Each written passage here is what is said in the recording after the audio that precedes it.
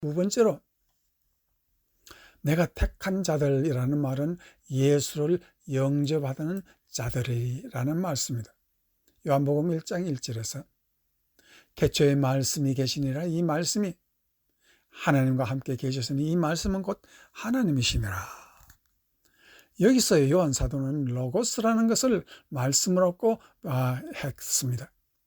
로고스는 그리스 신화에서 변하지 않는 하나의 우주적인 질서, 즉 우주는 다 변해도 변하지 않는 질서를 두고 말하고 있습니다. 그러나 요한 사도는 그러한 개념으로 로고스를 말하는 것이 전혀 아닙니다. 태초에라는 말은 엔아르케라는 뜻은 가장 높은 곳이라는 뜻입니다. 시간적인 개념도 전혀 무시할 수는 없습니다. 그러나 그 뜻이 가장 중요한 뜻이 아닙니다. 즉 하늘보다 더 높은 이가 바로 로고스라는 뜻입니다. 이 높으신 이가 바로 하나님과 함께 계시고 또 하느님이라는 뜻입니다. 이것을 시간적 개념으로 해석하면 아주 어렵습니다. 이 말씀에서 우리는 성령을 믿고 영접하는 것이 우주보다 더 큰 천국의 주인을 맞이하는 영광이 된다는 것을 말하려고 하는 것입니다. 요한복음 10장 35절에서 성경은 폐하지 못하나니 하나님의 말씀을 받은 사람을 신이라 하였거든. 예수님이 하나님의 말씀을 받은 자를 신이라고 말하고 있습니다. 여기서 예수님이 지적하는 것은 유대인들에 대해서 강력하게 그들을 공격하고 계십니다. 그 이유는 자신을 하나님의 아들이라 하니 신성모독이라고 죽이려고 했기 때문입니다. 이것은 즉 로고스라는 말씀을 영접한 사람의 존재는 신과 동일한 반열에 보여야 한다는 뜻입니다. 물론 신을 하나님을 뜻은 아닙니다. 다만 차이는 예수님은 로고스 그 자체이지만 믿는 자는 말씀을 영접만 하여도 신이라는 그러한 뜻입니다. 여기서 조심스럽게 성경의 말씀을 따라가야 합니다. 잘못하면 범신론적 몰몬교의 잘못을 우리가 따라갈 수가 있기 때문입니다. 그들은 믿으면 모두 죽어서 하나님이 된다고 합니다. 그러나 성경은 그렇지 않습니다. 여기서 신이라는 말씀을 받는 자를 말하고 택함을 받은 자를 말하고 있습니다. 그러나 이들이 하나님의 자녀들이지만은 여호와가 아니라는 뜻입니다. 여호와라는 그 말의 중요성입니다. 여호와라는 뜻은 창조주, 유일한 창조주를 말하고 있습니다. 여호와 하나님과 일반 신과는 많이 다르다는 뜻입니다. 그래서 시편 82편 6절에서 8절 말씀에 내가 말하기를 너희는 신들이면 다 지존자의 아들들이라 하였으나 그러나 너희는 사람처럼 죽으며 고관에 하나같이 넘어지리로다. 지금 이 시편 기자가 말하고자 하는 것은 하나님의 자녀라도 하나님의 말씀 따라 살지 못하면, 아무리 믿는다 하여도 말씀 따라 살지 못하면 일반 사람처럼 죽는다고 말을 하고 있습니다. 여기서 한 가지 놀라운 사실이 발견됩니다. 만일 우리가 하나님의 말씀을 영접하는 그 말씀이 나를 신적 존재로 변화시킨다는 말씀의 힘이 거기에 들어가 있고, 바로 이 말씀이라는 것이 우리의 앞날이 된다는 것을 말하고 있고, 이 말씀을 절실하게 가르치는 것이 또한 요한복음에서 우리에게 드러나고 있습니다. 요한복음 14장 12절에서 14절 말씀을 보면 내가 진실로 진실로 너에게 이르노니 나를 믿는 자는 내가 하는 일을 그도 할 것이요 또한 그보다 큰 일도 하리니 이는 내가 아버지께로 감이라. 내 이름으로 무엇이든지 내게 구하면 내가 행하리라. 우선 여기에서 우리가 나를 믿는 자는 내가 하는 일을 그도 할 것이요 또한 그보다 큰 일도 하리라는 말을 우리가 잘 생각해야 됩니다. 어떻게 예수님이 하시는 일을 우리가 할 수 있겠습니까? 그 이유는 예수님이 행하시는 모든 일은 말씀으로 행하셨고 처음부터 말씀으로 시작해서 말씀으로 완성시킨 분이 예수님이십니다. 그래서 성경 말씀에는 아주 완성된 말씀이요 거기에는 거짓이 없고 부족함이 없는 구원의 말씀이요 하나님의 축복의 말씀입니다. 이 말씀의 완성이 예수님이 하시는 이 땅에서의 일이었습니다.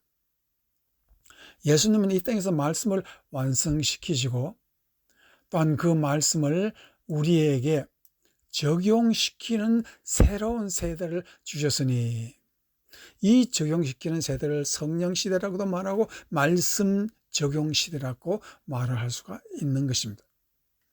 여러분이 다 아시는 사도행전 15장 예루살렘 회의에서 말하는 것이 참 중요한 뜻이 있습니다.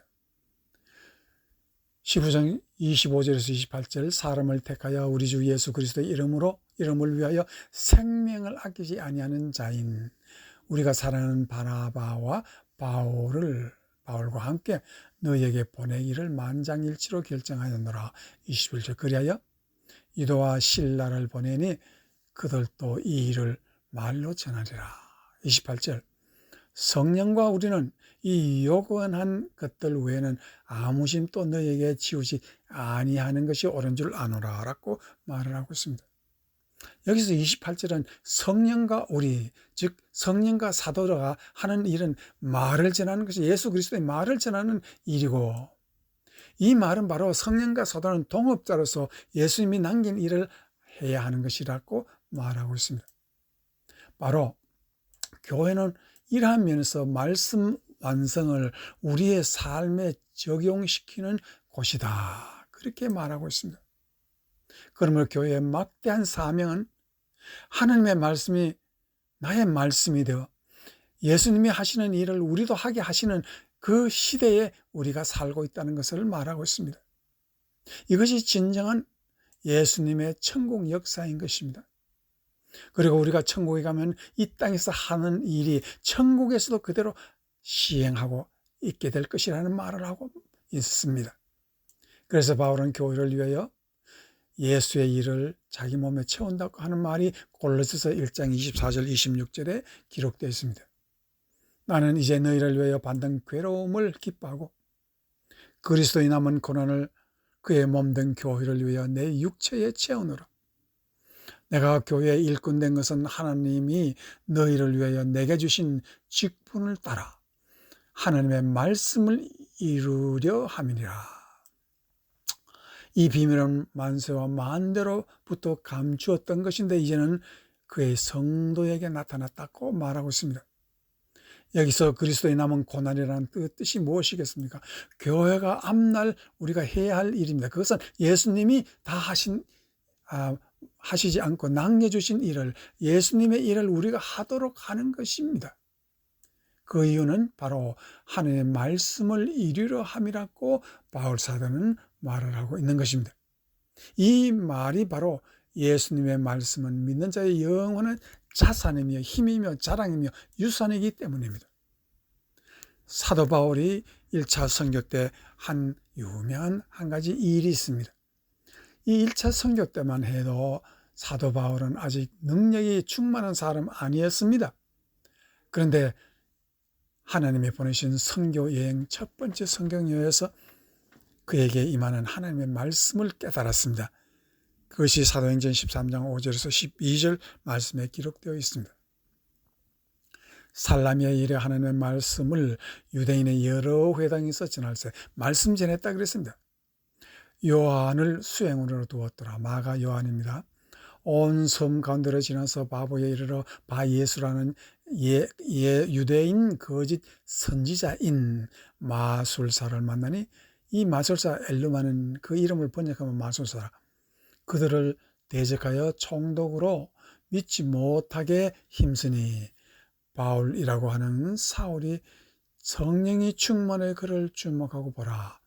이제 주의 손이 내 위에 있으니 네가 맹인이 되어 얼마 동안 해를 보지 못하리라 하니 즉시 안개와 어둠이 그를 덮어 인도할 사람을 두루 구하는지라.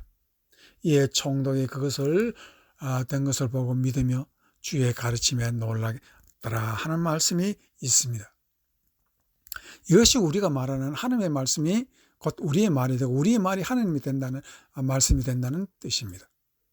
우리는 말씀을 믿고 영접한 그것뿐인데 하나님은 높고 높은 자신이 낮은 인생에 임하셨다는 것을 보이고 우리의 삶이 말씀이 들어옴으로 말미암아 변화한다는 것을 이 사도 바울을 통해서도 가르치고 있습니다.